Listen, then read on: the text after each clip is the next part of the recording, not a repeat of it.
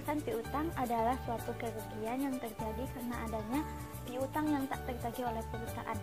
Hal tersebut bisa terjadi karena piutang tidak terjamin pelunasannya dan tidak dibuat dalam suatu perjanjian khusus seperti yang diatur oleh undang-undang.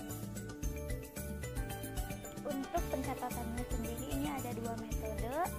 Yang pertama metode langsung atau direct metode, dan yang kedua metode tidak langsung atau allowance method. Nah, yang pertama metode langsung. Jadi pada metode ini piutang akan dihapus ketika diketahui tidak dapat tertagih. Nah, jadi ketika diketahui ada piutang yang tidak dapat tertagih, maka piutang tersebut akan langsung dihapus. Pada metode langsung ini, setiap penghapusan piutang dicatat sebagai kerugian piutang. Artinya, debitur dianggap tidak mampu membayar sejumlah piutangnya tersebut. Nah, jurnalnya kerugian piutang di debit dan piutang dagang di kredit. Namun setelah kita mencatat jurnal tersebut, si debitur ini kembali menyatakan mampu untuk membayar piutangnya.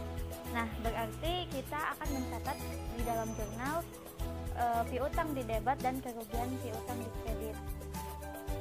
Selanjutnya, si debitur memberikan sejumlah uangnya untuk membayar piutangnya tersebut, karena pada option sebelumnya si debitur itu baru menyatakan sanggup untuk membayar, belum dengan pelunasannya. Nah, maka jurnalnya yaitu kas di debit dan piutang di kredit. Metode yang kedua ini ada metode tidak langsung atau allowance method. Jadi pada metode ini menggunakan sistem asumsi, di mana setiap piutang diasumsikan ada peluang tidak tertagih, sehingga disisihkan terlebih dahulu dan disisihkan ke akun cadangan kerugian piutang tak tertagih. Pada metode ini, kerugian piutang tak tertagih dicatat pada periode terjadinya piutang berdasarkan taksiran. Nah, untuk jurnal pencatatannya yaitu kerugian piutang di debit dan cadangan kerugian piutang di kredit. Nah, selanjutnya pada saat terjadi penghapusan piutang, maka jurnalnya yaitu cadangan kerugian piutang di debit dan piutang di kredit. Nah, option selanjutnya tiba-tiba si debitur itu menyatakan mampu untuk membayar.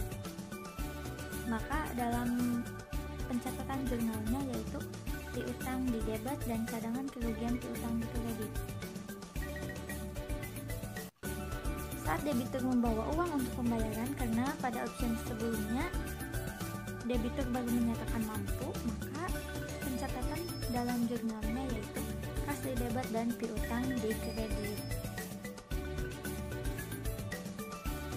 Mungkin itulah materi singkat yang dapat saya sampaikan. Semoga bermanfaat dan lebih jelasnya bisa dilihat di buku paket masing-masing.